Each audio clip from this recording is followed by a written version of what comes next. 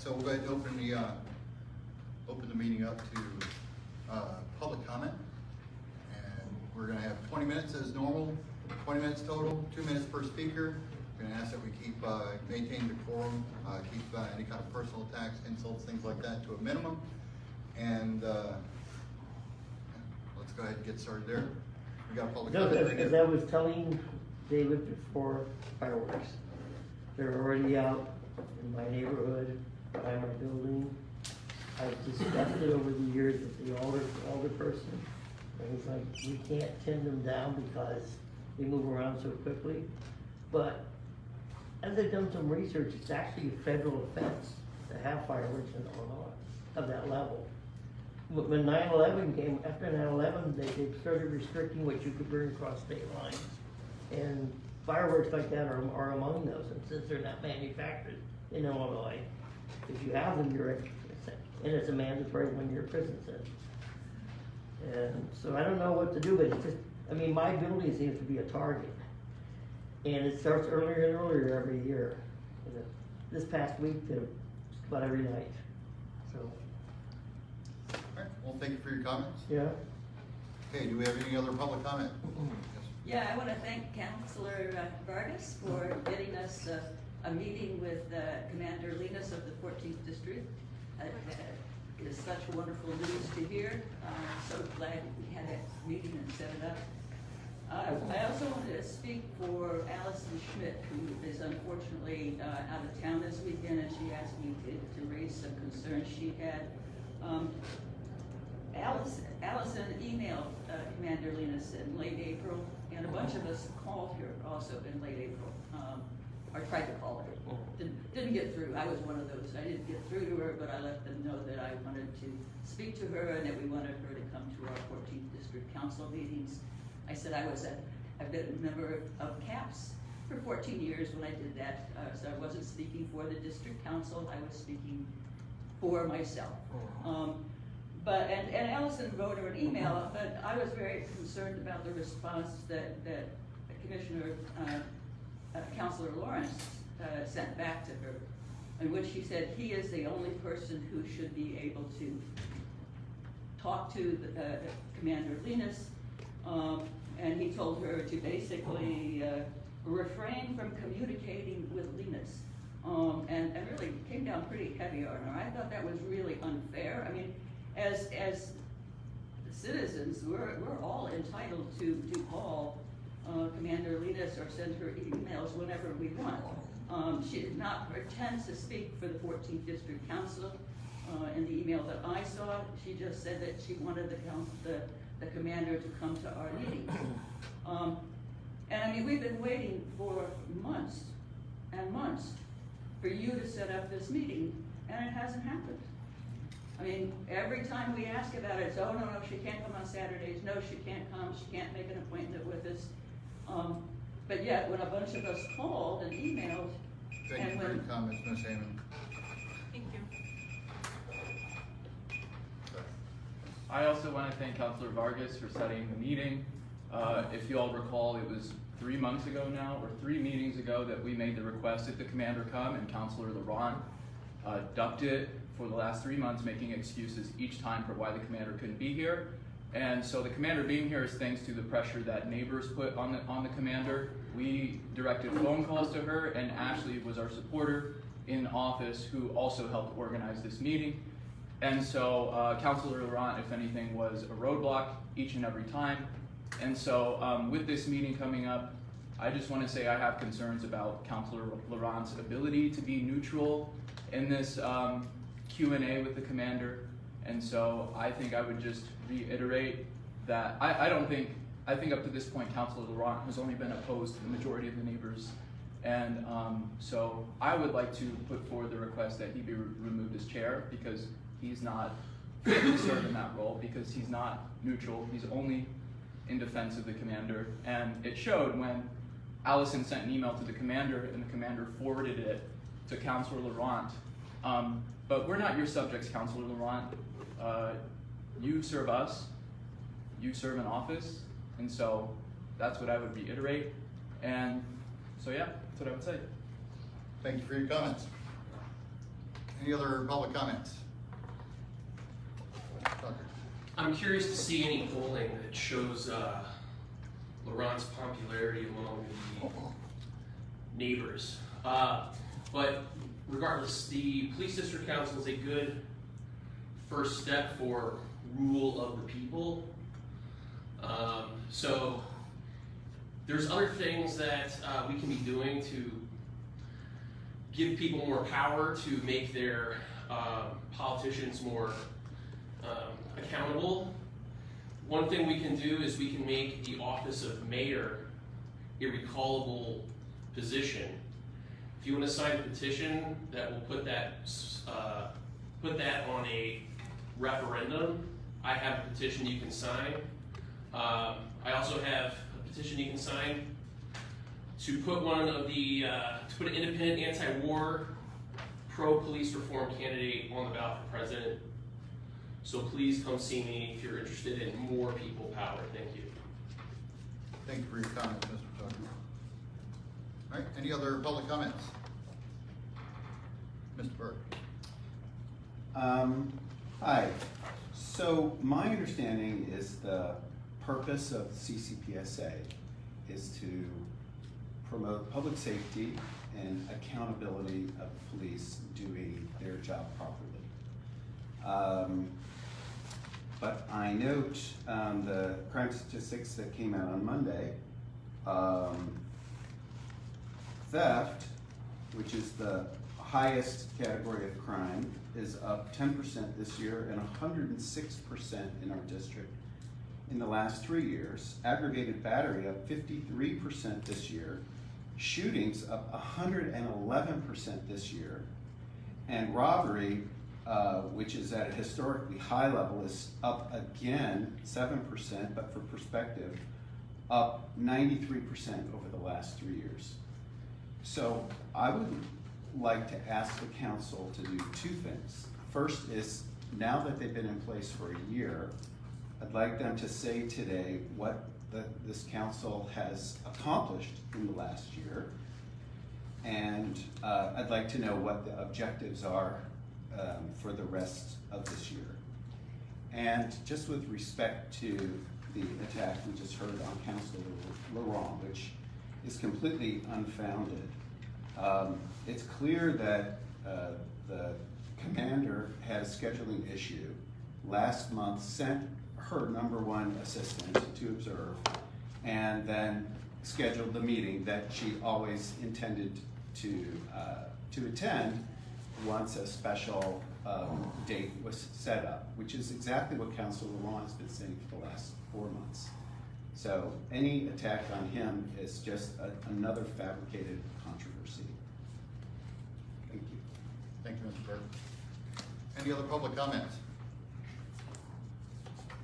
All the way in the back? Hi. So in relation to public safety and some of these issues, I have been accumulating some relevant books, and if anybody's interested in looking at them and potentially borrowing them, it's my contribution as kind of a lending library.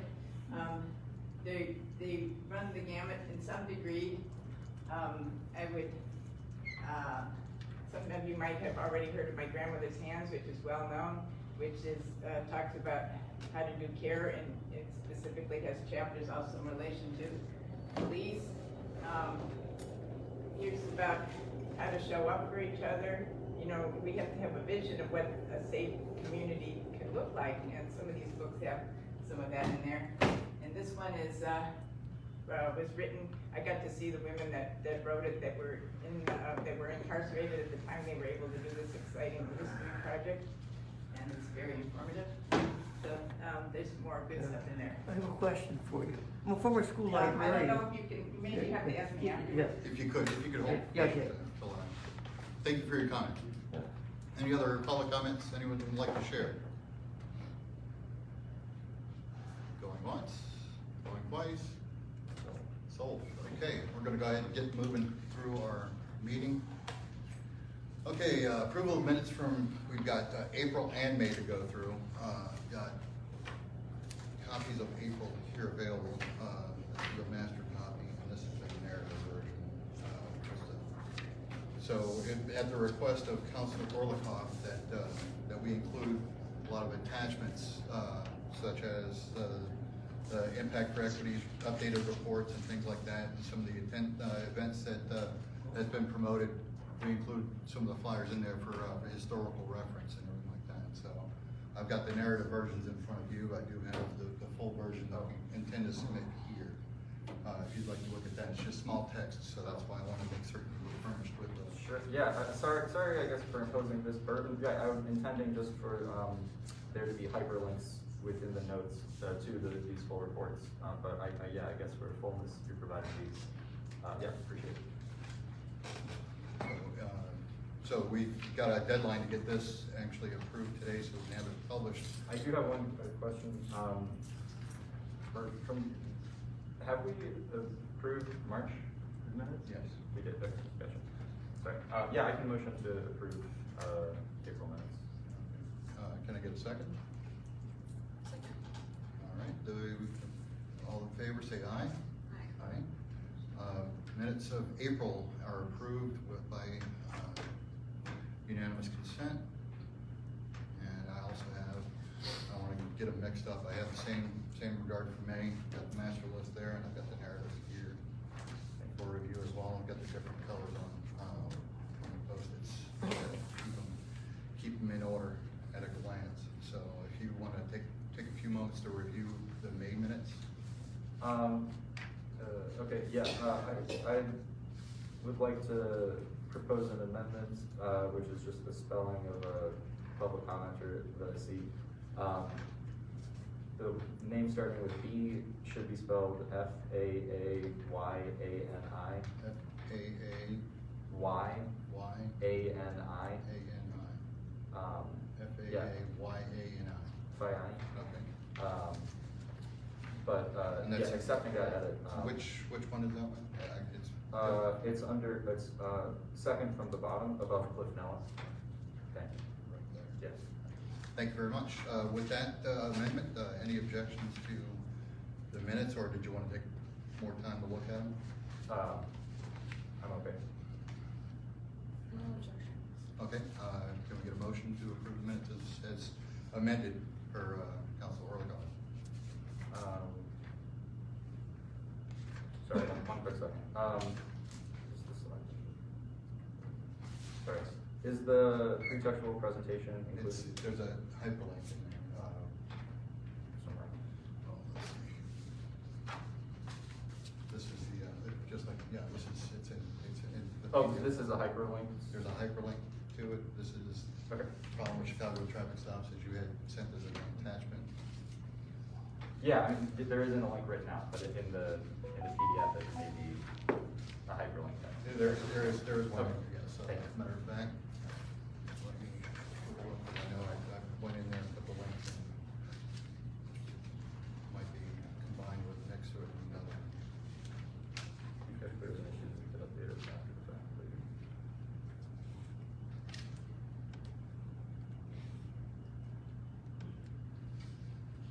And I'll just put on there, add link, if that's fine with you, or, Okay. because I do have what you had added, which is this the same one? Yes. So it's in the master version, slide deck. It's a Okay. PDF format. And does that mean that it is accessible to people? It's that gonna be look attached, on the website? this is Oh, what's. gonna- excellent, okay, Yeah. beautiful, thank you, appreciate that. So, okay, so I can take that amendment out, so we're not gonna add the link, that's gonna be part of the master PDF. Okay, so with the amendments proposed by Council Orlikoff, do we have any other objections? All right, can I get a motion to pass the minutes from May as amended by Council Orlikoff? My motion to pass the minutes. Can I get a second? All in favor, say aye. Aye. Aye. All opposed? And the minutes will pass by unanimous consent. All right. Thank you for shepherding us through that. No, it gets a little arduous, especially the more hands that get involved in there, so. Like I said, I want to make certain that, full disclosure, and everybody has an opportunity to make changes, as you pointed out, and I do appreciate that. Council member updates. Which one do you want to go first? Council Vargas? Go on.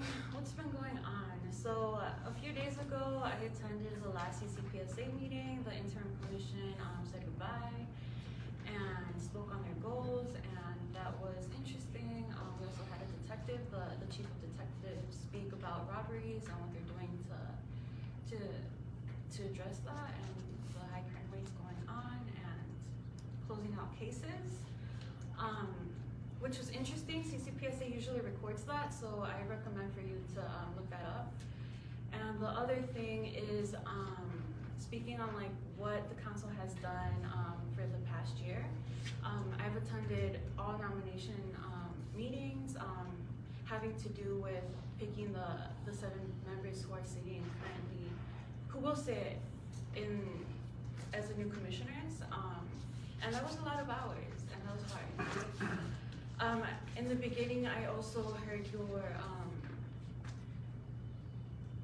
your stress about the robberies, and in my district council capacity, I organize electeds, violence prevention organizations, and police to do a town hall and to hear you all, because they're the people who have control of so many resources and people who should. My idea is spending more money on violence prevention organizations to engage the youth who are committing these crimes. These high crime rates speak highly about the need for livable wages and more jobs in the community. And that's what I will say about about what's going on right now.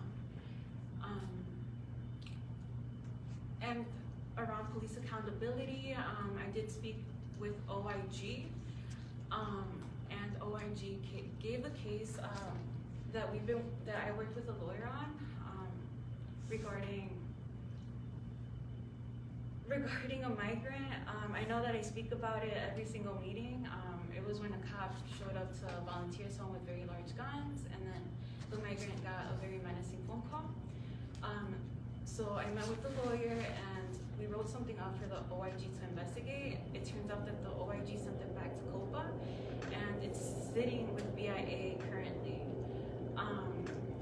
So I'm still working with the executive director of CCPSA and also with some policy folks who worked in COPA before to kind of navigate the system and find justice.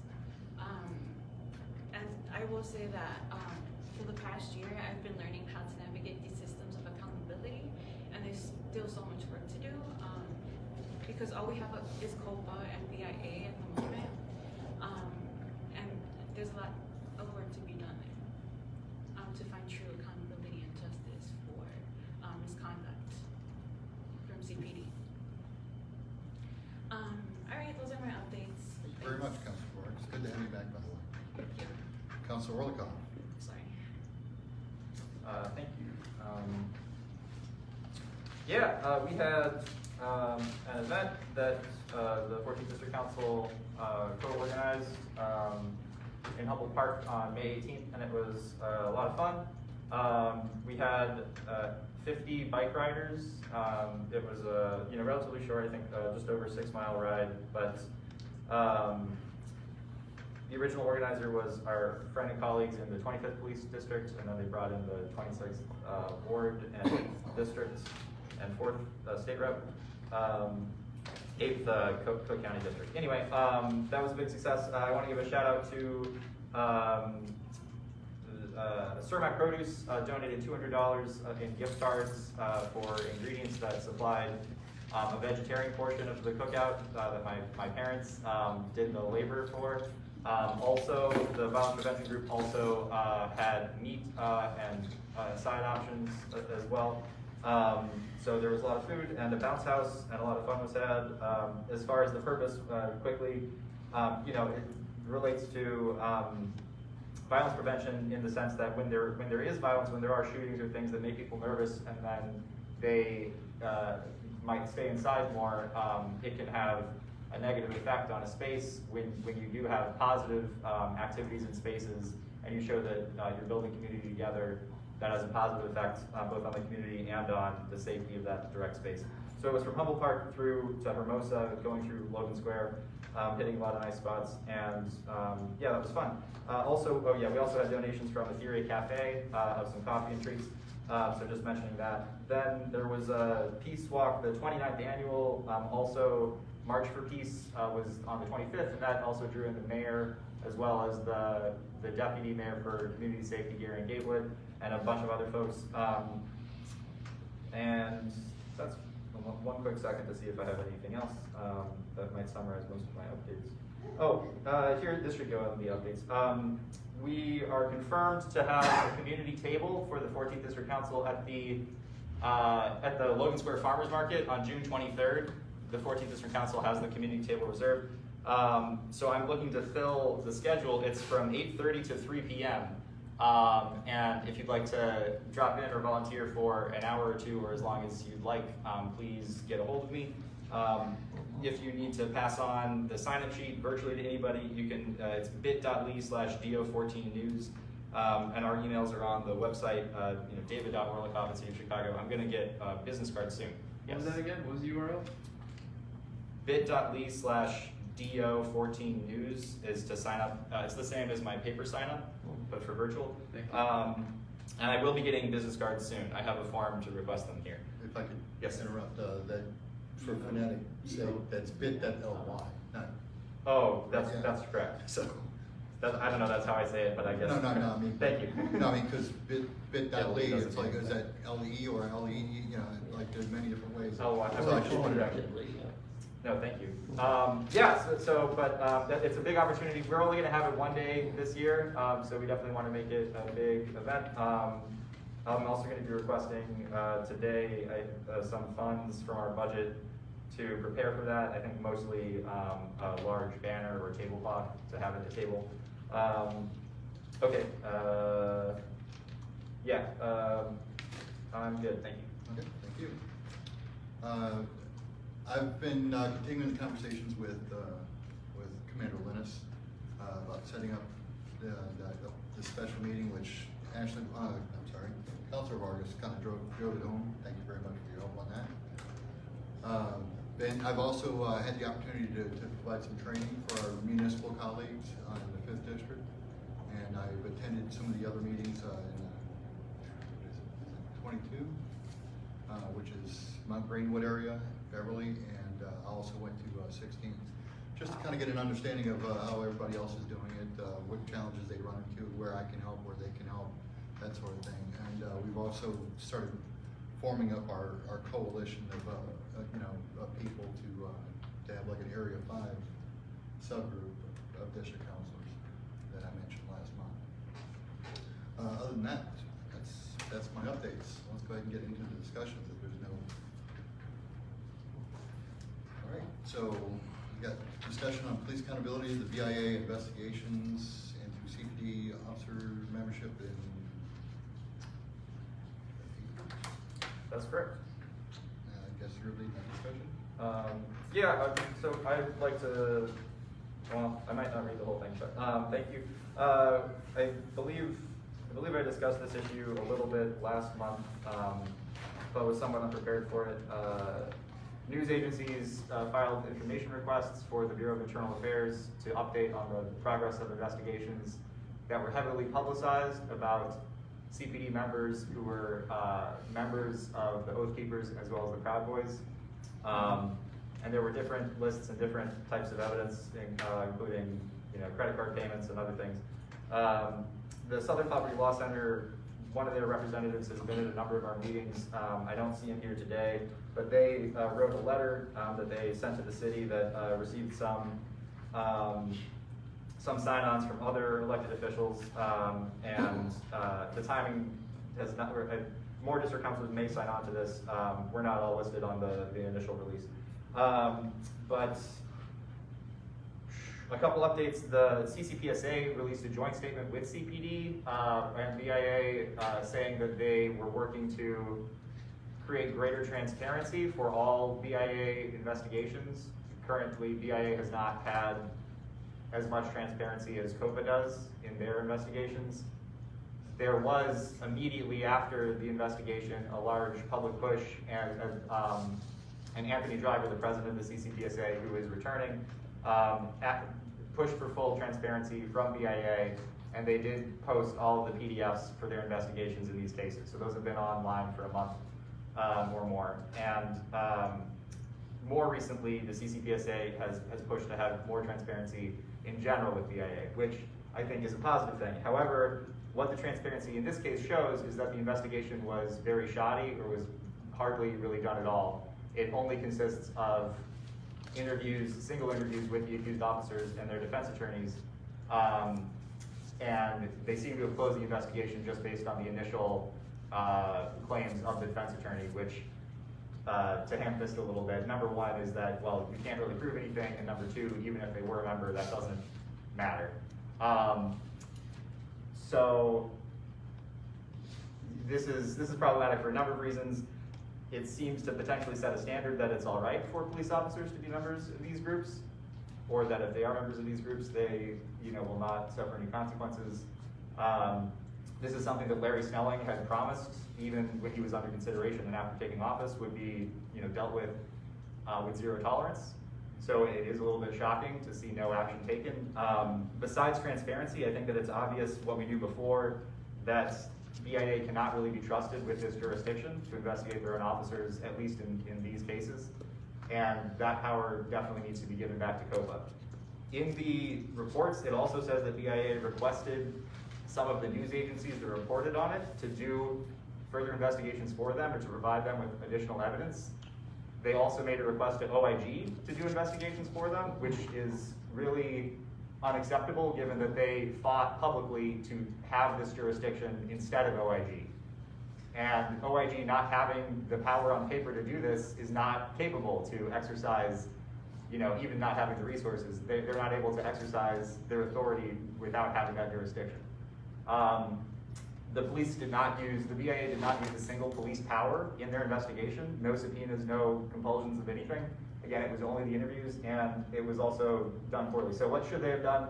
They should have investigated the associations of the officers, spoken with some of their associations, their coworkers, past and present, as well as some victims that they've worked with, and as well as suspects, and members of the community. It looked at some of their activity both on and off duty, including social media activity.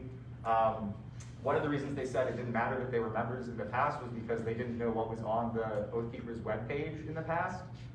There exists much technology to figure that out, the Wayback Machine, the Internet Archive. However, they used a weird page to a technological philosophy website to say that you couldn't trust any digital information, which is a really bizarre, nihilistic, solipsistic thing for BIA to claim when they use computer systems in their job.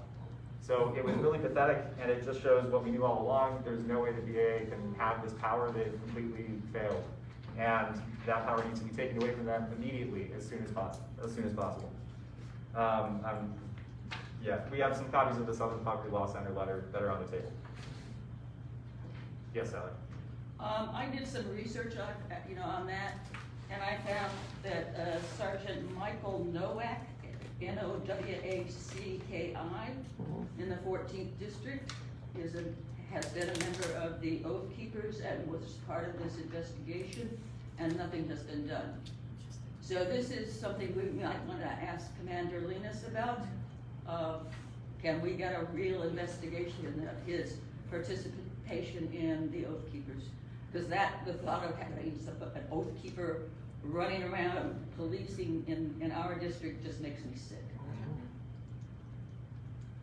Thank you for that. All right. Is that all you have for BIA? Yes. Mr. Barker. Councilor Lookout, thank you for that update. I share your concerns 100% and was shocked myself with the outcome. And I thought I heard at the end of your comments you saying something about how the structure should change. And I'm wondering, is there any activity along those lines, or are we just stuck with that if the mayor and the city council don't do anything? And even if they did change the structure, is there any appeal or follow-up possible in that administrative process? Thank you for the question. I don't want to fumble too much with it. I would say it's definitely something for public pressure to impact as well as advocacy. I would recommend maybe taking a copy of the Southern Poverty Law Center letter. I think that the issue of jurisdiction of these oversight bodies can be hairy. There could be parts of it that maybe could be impacted by CCPSA policies with CPD, but there may be other parts of it that would need to be addressed through the ordinance and city council, and also even the FOP contract as well sometimes is part of negotiating what's in BIA versus COPA. I don't know what the exact next step is, but it's definitely organizing and with our elected officials as well as our community.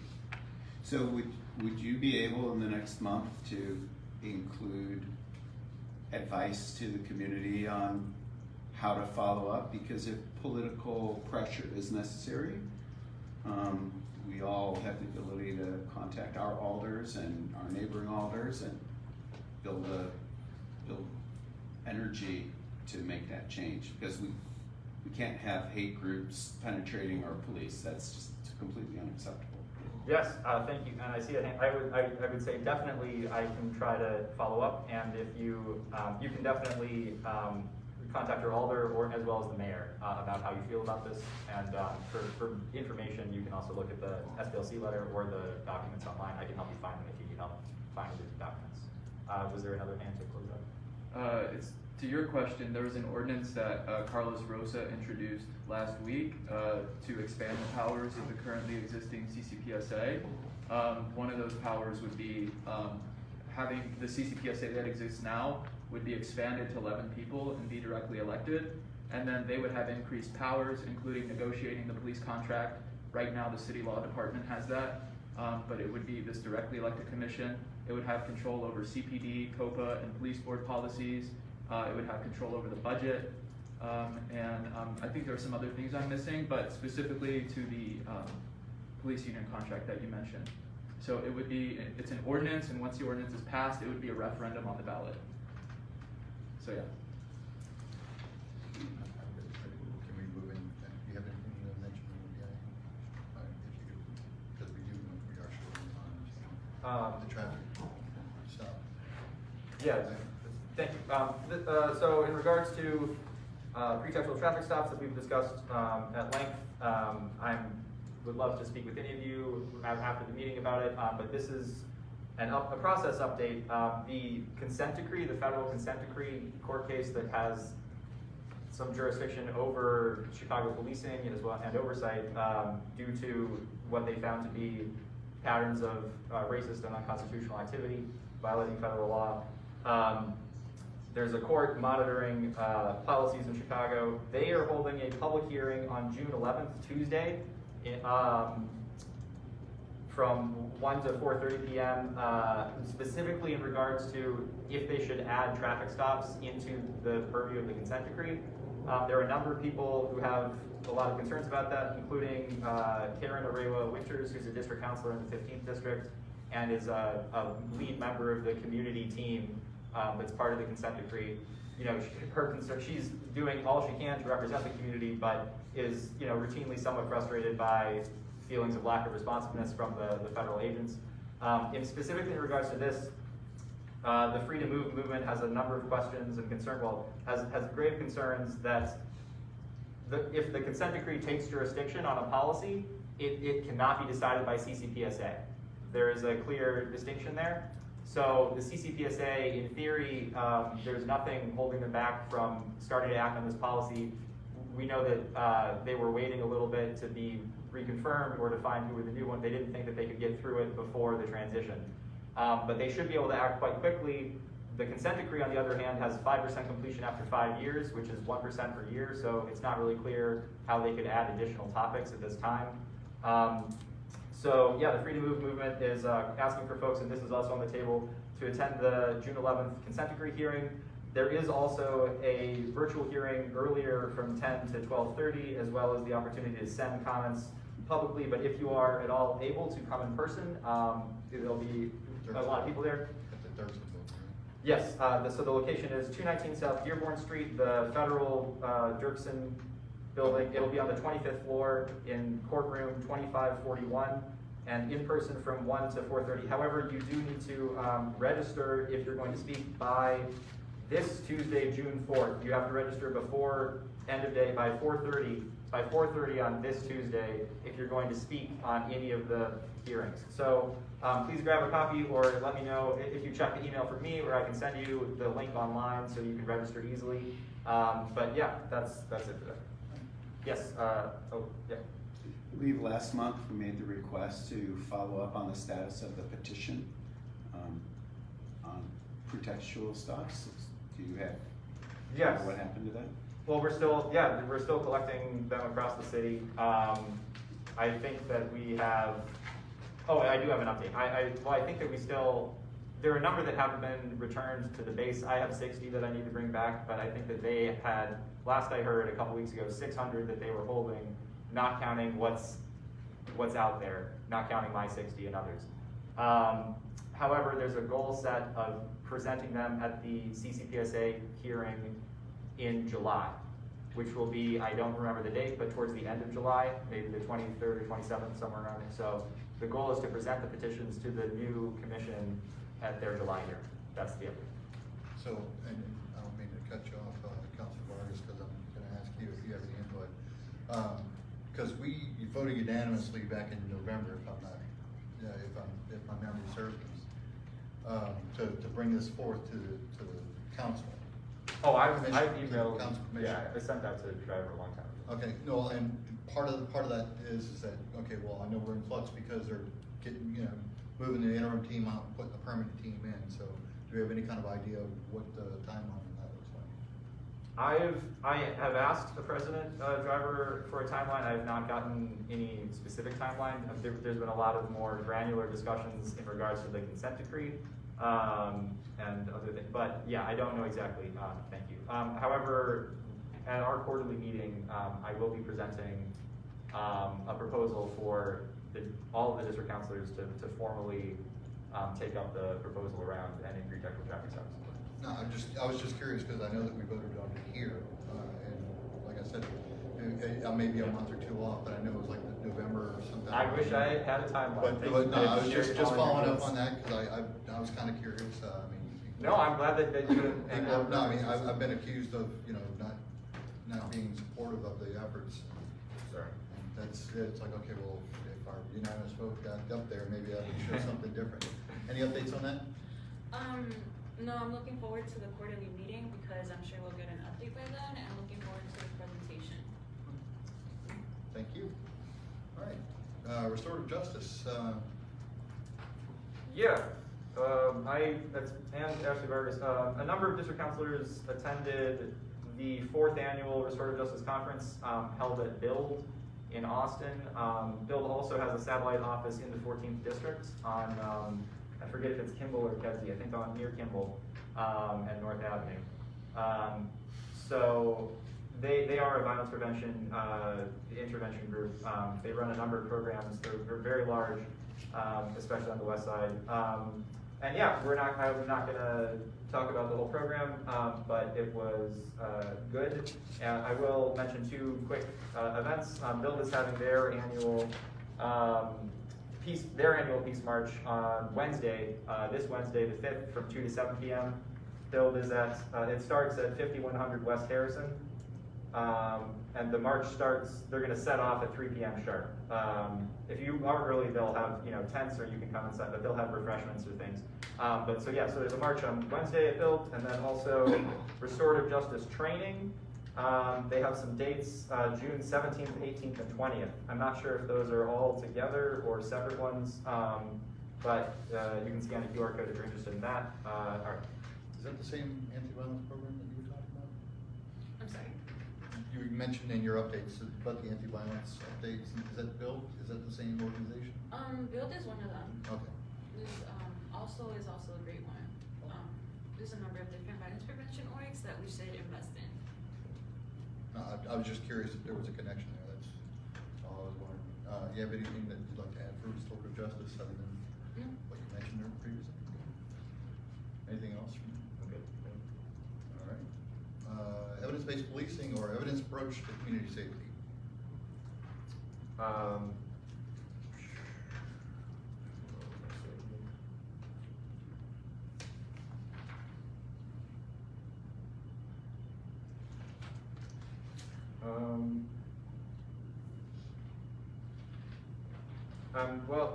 Yeah, I don't have much to say. Did I speak in my update about the? Yeah, I already spoke about the event we had on the 18th. We heard some concerns. I do have a question actually about one of the public comments. The shooting rate, what was that? Was that a year-to-year month comparison? What was the statistic reference? I think in, Tom I Snyder. circled the data, so The that last one? particular is shootings year to date through May 26th was the most recent Gotcha. report I did using this data source. And it says year to date 2024 compared to 2023 in the 14th district up 111%. Yeah, that is certainly not a good number. I will say, in terms of the question of our activity, you know, I don't think we've been able to be as proactive immediately as I would have liked, because part of what we're doing is also creating the entire structure and office, occupying it for the first time. I think that last year we were really blessed with a lot fewer shootings and a great outcome in terms of the violence prevention strategies coming into full effect, and the past year has been stressed for a number of reasons. And you know, we're definitely going to continue working on things. It's not acceptable to anyone, and obviously it's a problem. So if I may, just on the topic of what to do, so we still did submit in March a list of initiatives to explore. We were focused, our committee was focused on robberies, but many of those topics, such as getting down to the arrest rate, find out if that's accurate or not, and as well as cooperation between districts and pursuit policy, and a whole number of things would apply not only to robberies properly, but up to all violent or major crimes. So I just make the additional requests to do some work to review those.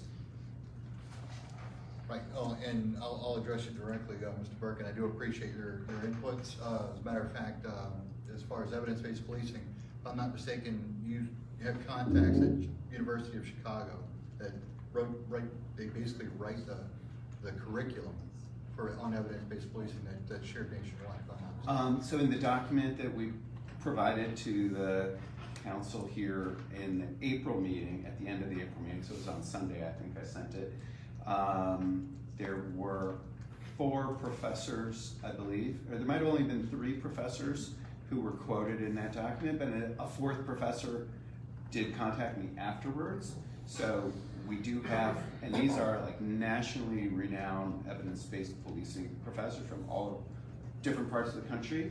So I can put you in touch with them. I have not been able to actually get a response out of the crime lab at the University of Chicago. So, but I think if we really tried, we could get them. Well, and because I'm about to slide into another topic, but it's going to kind of mesh in together, and if you'll bear with me, we'll get to that in just a second.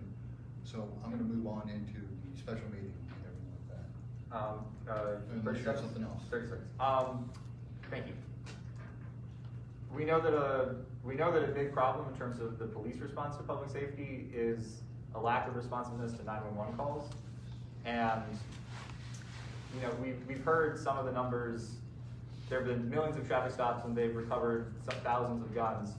However, we can see that recovering guns on that scale it does not, you know, prevent shootings. So we definitely need to reinvest all of those resources that are currently, you know, being used for things like Dexter Reed, and not responding to half of the 911 calls as reported by the Inspector General. So as you're aware, the traffic stop policy that I'm working actively on is definitely related to evidence, but yeah. I was gonna say, from going to 10th District meetings, 10th District is North Lawndale area. They're seeing an issue where the resources are getting overwhelmingly put into tactical teams instead of neighborhood policing. And so essentially what that's saying is that the tactical teams are being prioritized, and what suffers is the 911 response times in particular. And that was someone within the neighborhood policing initiative. Jose Avance said that, and if you want to talk to him more about it, but he has a direct line to police officers who are literally working on this kind of stuff. So, I mean, I think I'm just reinforcing David's point about 911 response times, the interconnection with pretextual traffic stops. So, yeah. Thank you. All right, so, we're good. Okay, I'm gonna go ahead and move into the scheduling. I do that. So just building on that, in pursuit of evidence-based policing, I don't think there's a priori an idea that task forces are bad and community policing is good. There could be a balance of that, but since we do have the commander coming, and I'm sure you're building a list of questions, and there will be some from the community, but from you, I think I would be very interested to know first, what's the status, including orders from Larry Snelling on pretextual stops? What's the staffing on task forces and 911 calls? There was Response time on those. something else building on that, but let's take that opportunity to get specific answers from the commander. That bridges perfectly Into the special meeting, right, so, talk about the schedule moving forward. Some of you are aware, and some this may be brand new information. Our next meeting, is gonna be a special meeting. It's gonna be an evening meeting, I think it's a Thursday, if I'm not mistaken. June 27th, so 27 days from today. At Haas Park, which is, if anyone's keeping notes here, 2402 North Washtenaw. That's gonna be at 6 p.m. Those of you that may be familiar with Haas Park, that's where they have the National Night Out, August, first Tuesday in August. And hopefully no youth basketball above us. No, this is the basketball's at the ground level, so we'll be okay there. But in regards to that, I'm not planning on having an inquiry with Commander Lennis. I think the primary focus of Commander Lennis and her input is gonna be focusing on large scale items such as like the DNC. I'm also gonna ask that she commit to have at least a sergeant, and I'll get to a little bit boiled down of what's rolling through the pipeline right now on that subject in just a bit. Repeat that, what kind of sergeant? At least, at the minimum, a sergeant to attend our meetings on a regular basis. So, On a regular basis? Yes, on a regular basis. I'm sorry, did the community ask for that? that's what the general order that's going through the pipeline stuff. So the general order, I think that's a good segue. I was just at the listening session, and it's not confirmed yet that that's gonna be it. They take, suggestions from the district counselor, and I of course voiced the opinions of several community members where we want it based on invitation only. So that's what I will say on that. We got a board item on the agenda, and we're gonna boil into that in just a little bit, but we'll. Right, we'll- you brought it up. No, I mean, but like I said, we're gonna get there. Put a pin in that for right now. Following that, we've got a team from the OEMC that Mr. Benganess, I appreciate you putting me in touch. That's gonna be at our July meeting, which is the 6th of July. They've committed to that, and I thank you for all the hard work that you put into connecting the dots and making it happen. So, and that's gonna be at our next regular meeting, which is gonna be held at the 3030 West Fullerton, Logan Square Branch Library. Got a question over here? I don't think I missed it, but how is that meeting on the 27th? Like, what's the format? How are we going to have, sorry, Ashley. No, good question. I was gonna comment on that. No, it's gonna be, it's a meeting just got structured just like this one. We're gonna have Commander Linus talk a little bit about the DNC and the plans and what we can anticipate and that sort of thing, and she'll, after her. But we asked for the meetings, so Right. we should be part of setting the agenda. Right. Yep. I mean, that's fine to talk about that as well, because it's gonna affect, it's not far from the United Center, is not far from here, there's gonna be a lot of activity going on. I'm not opposed to that, but as we've named here and for the past few months, there are a lot of topics that people want to be addressing with the commander. Okay, well, and you can voice those up to us and we can build the agenda around those items. It's not gonna be an inquiry though. Is what What do you mean? We want it to be an inquiry. it's not gonna be an It's inquiry. gonna be an inquiry. Yes, it is. Then it's not- She has then to we're not answer voting. our That's questions. not gonna happen. It's gonna be an inquiry. She I can't tell just you, she's present not whatever coming in she to do wants, an and we inquiry. can't. Is she telling you to do that? Perhaps we need Alderman. She telling you to do that? Yeah, she is. That's, I can tell you. That's I what mean- she's telling you to do. That's the whole point of getting her here, is so that she can answer our questions, not just But what it's you not gonna be, and she it's not gonna be a represent. format of an inquiry though. My point Okay. So I will say that when I met with the commander, I did mention that the community members are asking for an open session, a Q&A, and I told her that the main point of this meeting was to find out how the 14th district works. She didn't disagree with that format at all, the Q&A. So I would like to know where Chris is getting this information on why it can't be an inquiry. When I had a conversation with her, she wasn't opposed to it. Can I say something here? I've gone to the 18th district meetings, yeah, the three of them. And the first two, they had the commander and the deputy commander. And in the last meeting, the commander wasn't there, the deputy commander came. And every one of those meetings, the commander got up and talked for 15 or 20 minutes about what was going on in the 18th district. He then entertained questions from people on anything they wanted to ask for another 20 minutes. So I don't know that doing that, you need a lot of structure for that. And these officers up in front of 35 people, they weren't thrown by that. It was just seemed like a normal conversation. And they asked a lot of hard questions because 18th district is the river going north, a lot of entertainment issues, team takeovers. People were quite unhappy with a lot of things going on. So I don't really see it as a big issue. Just let the commander come and talk for 15 or 20 minutes. When on the 10 minutes of development, Q&A and then after just ask follow, right. questions. I don't know if you really need a specific, we've got this topic. Ask the topic you want to hear. So I'd like to speak in support of that, as well as I've attended 2 town halls in the 26th ward, as well as another joint event that was held in the 26th ward. In the first ward, so that's 3 of them, and in all 3 events, there were questions pre-submitted so that the commander would have time to prepare, because some of them might not have fingertip information, right, and require data or other information. So, and then at the insistence of the group in one of those town halls, but at pre-planned in the 26th ward, there was an open session. So I would suggest for consideration of the group that we have a 2-week period to submit written questions, which would give the commander 2 weeks to prepare, and that we, after her prepared remarks, we also have a defined period of time for public questions. I think it's unnecessary. Well, and she should have an expectation of what's going to happen, and whether it's 20 minutes or an hour or 2 hours is kind of up to her to agree what she's willing to stay for. So to be clear, and not to sound, dictative here, but it's more of a town hall session, is what that sounds like, and I'm not against that.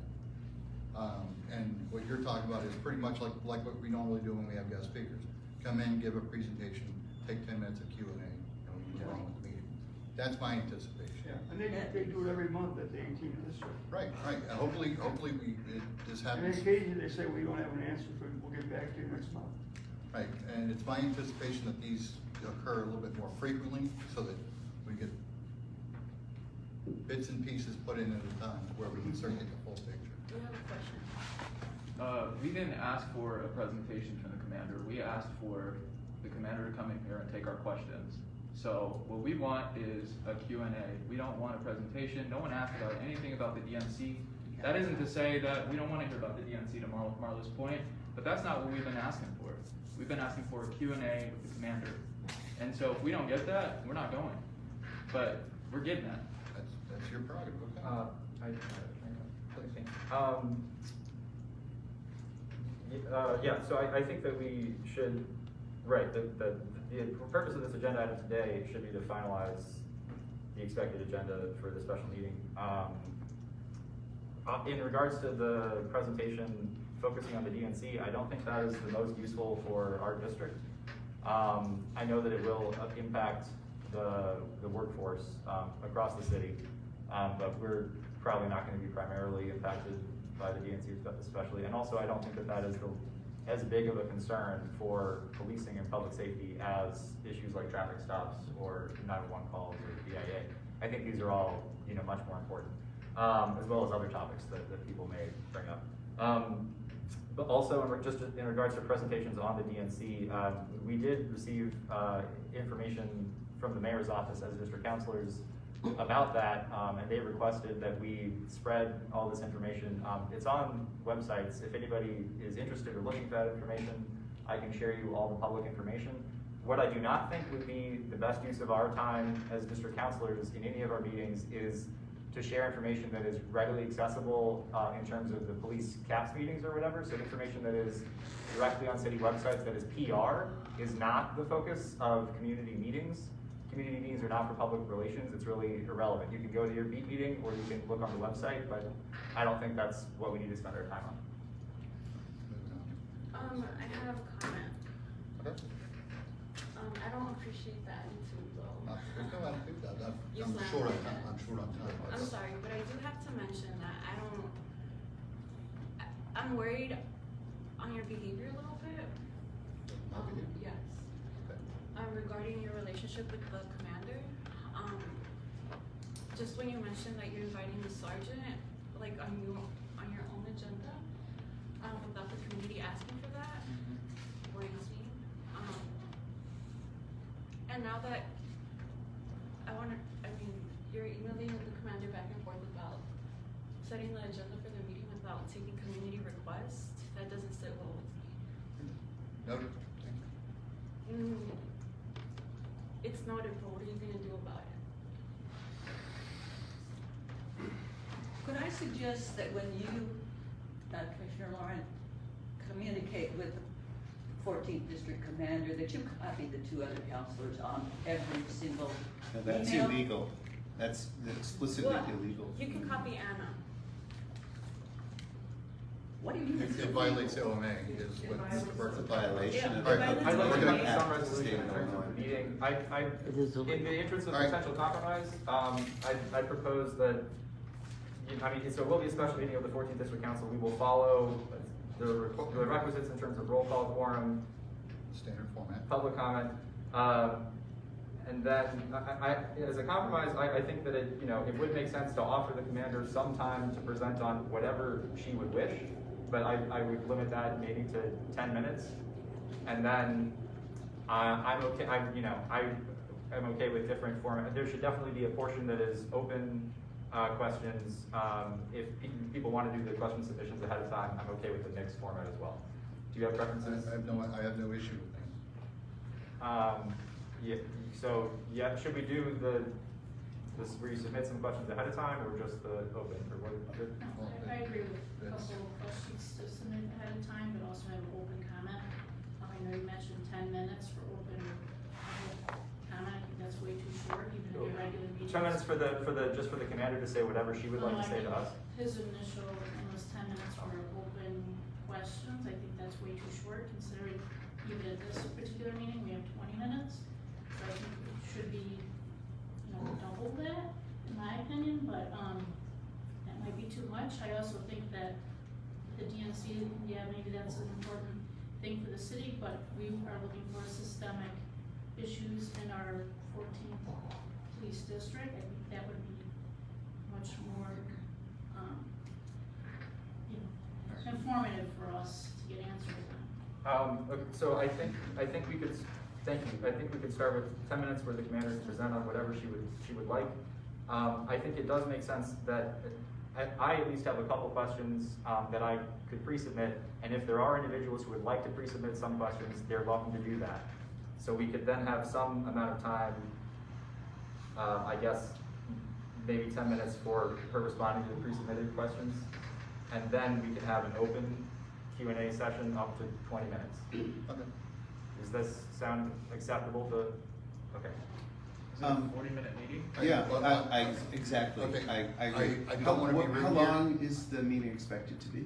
Roughly an hour to an hour and a half is what we're looking at. Okay, so it sounds like there should be more time for each of those sections as you described. We will have the public comment at the start. Right. It'll be structured like these meetings. It'll follow our normal format. But we won't have other business really Well, aside. from basically, this. that'll take up our discussions aspect.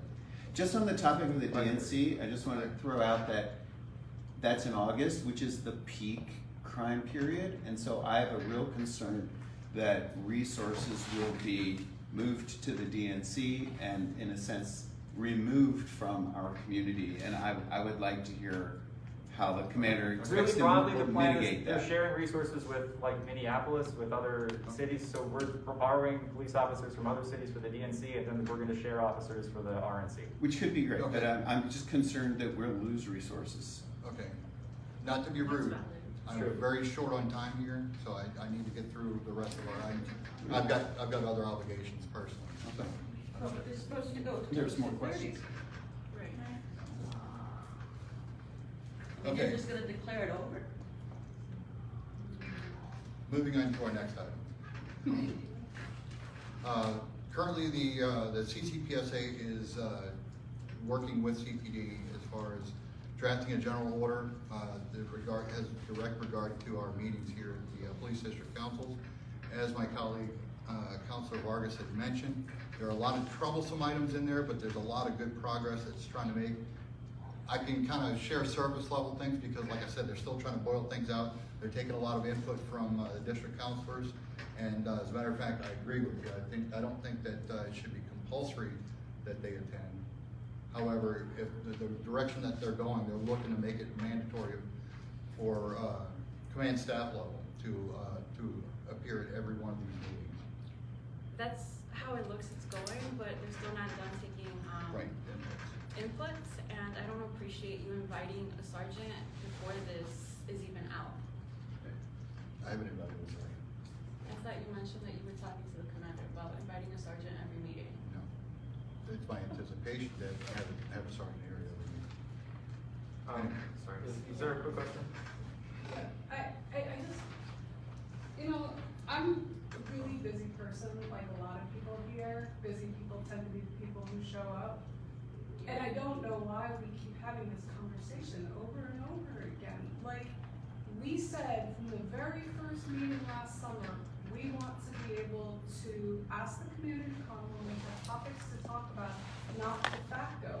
And if this is something that is in motion, I want it to be registered as the district counselors are talking on the citywide level, that not every district is the same, and we want to be the ones who make that determination. That is a huge part of the purpose of these bodies around the city, is for community control, not for one or three people to continue to decide the agenda. Not to, and on top of that, if we ask for the community to be here, whatever the frequency is, we're people who really care about the community and are invested in our community, and I would think that there would be an interest to respond to that. You know, I kind of could care less about ownership, but I am a homeowner, and I just got my assessment, and my assessment went up 30%. I don't want to be told that the commander isn't going to come here to this meeting because she doesn't have time, or we're going to have a sergeant when we really want to have a commander. I'm here on my time. I'm not being paid, you know, and I'm going to keep coming because I feel it's really, really important to keep to the purpose of what ECPS is all about and all of the hard work that many of you and others across the city are doing, and I want to see it carried not just to to the will of, as you had said before, there are CAPS meetings to talk about different kinds of issues, and we want to keep the intent of this meeting. Thank you, Marla. Okay, but, back to what I was talking about, the general order. This is something that's, like I said, it's getting a lot of pushback, a lot of left and right movement on it as far as to the language, as far as the requirements and that sort of thing. Just wanted to keep you all abreast of it before it starts getting too big to where we can't have any input in. Any comments on that, Councilor Rosenbaum? Yes, thank you, a couple, I'll try to remain brief. Yeah, I think the number one major point certainly that we've talked about and heard from the community on is about wanting to have command level attend when invited, but not to have police be a required de facto presence. I think, yeah, for me personally, specifically, I do not want to have sergeants be required to attend, CAP sergeants. That's sort of the worst of both worlds. When we do have serious questions, we need leadership level to answer those serious questions. You can always find the CAP sergeants at the CAPS meetings or other events. So that's not really an issue. Currently it says that they must make every effort, the commander, to attend every meeting or to send a lieutenant or above. That's just the current draft that is still in flux. And I and Ashley have been advocating on your behalf as well and our own that it should again be on request. Quickly, a couple other issues in it. We had requested, well, the two positives, the positives in it are that they established some better communication lines. Both Larry Snelling is supposed to have a staff in his office to manage relations with district councils and their requests, as well as the local leadership is meant to designate someone who may be the individual sergeant referenced who came to the last meeting, I'm not sure. But they're supposed to designate a staff to be our sort of liaison. So two things that are left too vague that are actually not included in the order but are included in a CPD guidebook for the district councilors are access to roll calls and CPIC alerts. Or CPIC, we had asked for a standard on those things as well as attendance, and that standard is not currently in the order because if different district councilors make individual requests, some of them may be answered and some may be ignored, which is what we've seen. So if district councilors are going to be given special privilege and access that is not, standard to the public, we want, greater consistency in that rather than favoritism. You shouldn't have to, whatever. Anyway, yeah, thank you. I have a question. Please be brief. You mentioned, that they would come at request. Will that be two-sided? They can request to attend a meeting if they feel necessary, or I just was curious. Okay. There's nothing that would prevent that. Right, well, and to be clear, the OMA laws, we can't prohibit anyone from attending these meetings. But, I mean, if I they don't, wanted to. it seems like I'm in disagreement here, but I'm in complete agreement to where it's like, I don't want them to be required to show up here every month. So just to be clear there. All right, do you want to talk about the budget real quick? Yes, thank you. So we've been told that we have roughly $4,000 that we can spend for 2024, which is half over, so I'm a little anxious to get moving on it. Specifically, the most important thing is just that I prepare for this June 23rd outreach at the farmer's market. I want to spend, I think it's less than that, but up to maybe $100 on a banner or tablecloth that can be reused by the 14th District Council for decades, probably. In terms of more generally, I do, we can maybe push this conversation again. Unfortunately, have not received any guidelines from our staff in terms of items that we can or cannot use this on, which has been frustrating. I am hopeful that we could maybe use some of it to pay for canvassing, an independent contractor to help with outreach. We haven't seen any outreach on behalf of the city for the district councils. So, I think that would be a good use of our funds. In general, yeah, things like equipment that could last for a long time, I think are a good investment. There are other things like digital subscriptions that, might burn the money faster, but we could get phone numbers for as little as like $5, $6 a month if we wanted that or something. So yeah, I think staff for canvassing is an idea that I'm exploring, and not even sure if that's feasible or not. But I definitely plan to make budget requests for a banner before the 23rd. Okay. Yeah, so with the budget, just my ideas would be, probably to bring more diversity in the room with age. I want young people in the room, who are most affected by, police violence probably. And also, I want more Black and brown people in the room, more diversity, and I think we can do that by spending the budget on outreach, whether that be buying food, candy, going to high school and presenting on the work we do. There's a number of different high schools that are public high schools like Schurz, Kelvin Park, Aspida, that we can possibly go and present at. And then just provide snacks and maybe like outreach material, maybe like literature on talking about goals and what we want to see. If we can pay youth, that would be awesome. A stipend or something for outreach would be cool. And creating safe spaces for youth to come by and share their ideas about police accountability and safety, how they would feel safe.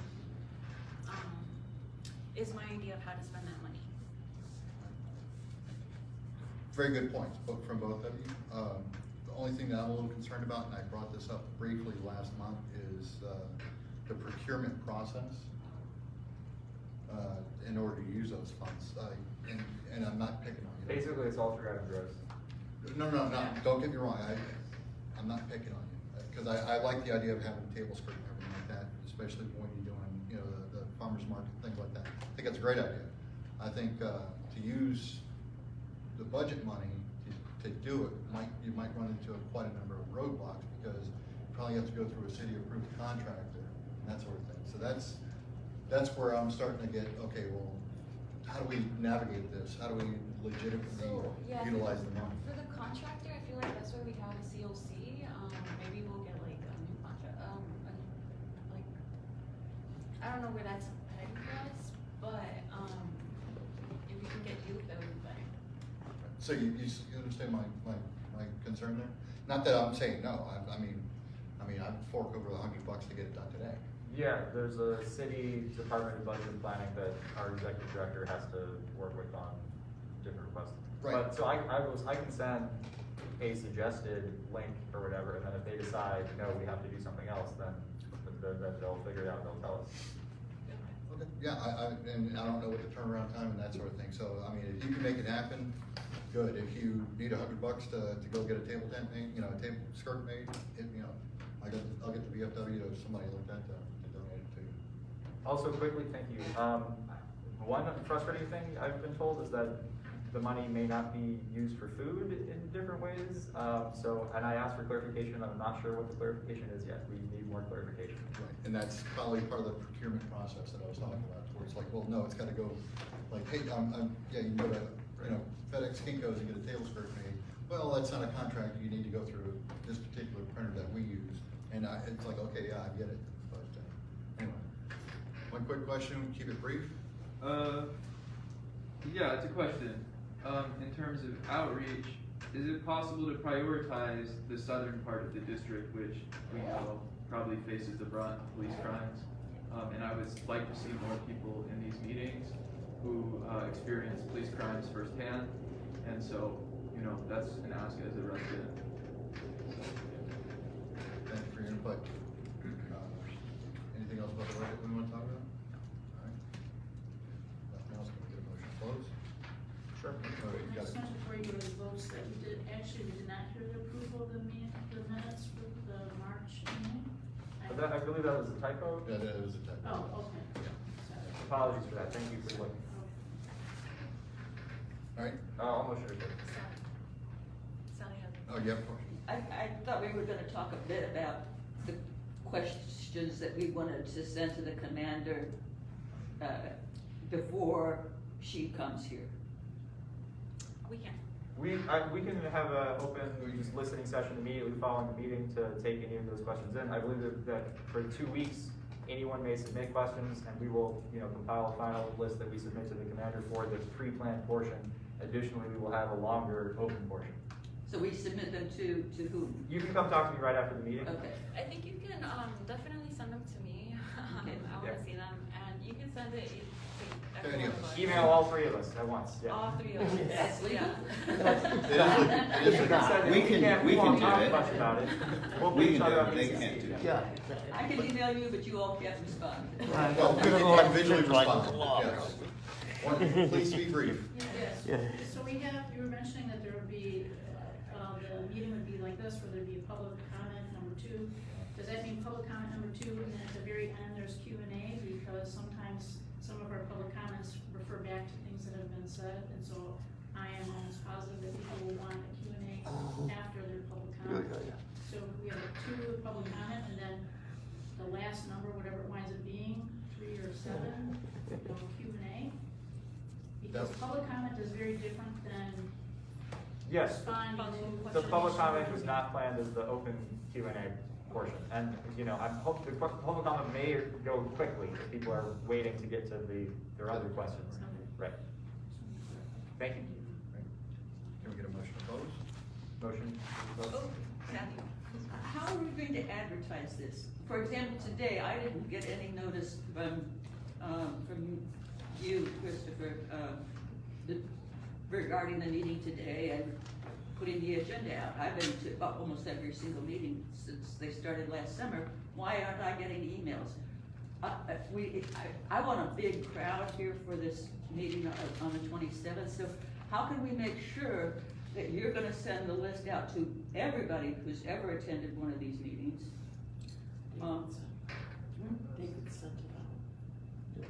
David said. Our community outreach. We'll post something on the Facebook page, this week, and, folks will be able to reference and share it from there. I can reach out to older people. Yeah, I think we need to Probably include the state older reps. people, we need to get this out in a big way, because it's a big thing to Yeah. get her here.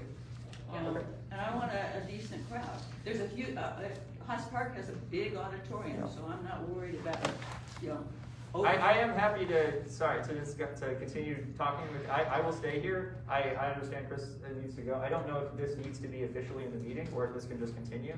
Well, I would like to see it included in the minute notice that we're gonna do this, that we're gonna advertise it in as many ways as possible. I think it's part of planning for this meeting, not just something after the fact. No, I agree. I'll do my best. And with that in mind, I'm gonna trust that our community outreach will do everything in its power to make that happen. Maybe we can get a flyer, Anna? Yes. Thank you. All right, without further ado, can I get a motion to close? Motion. A second? Yes. All right, time now is 25 minutes after 2. We are adjourned. If you would like to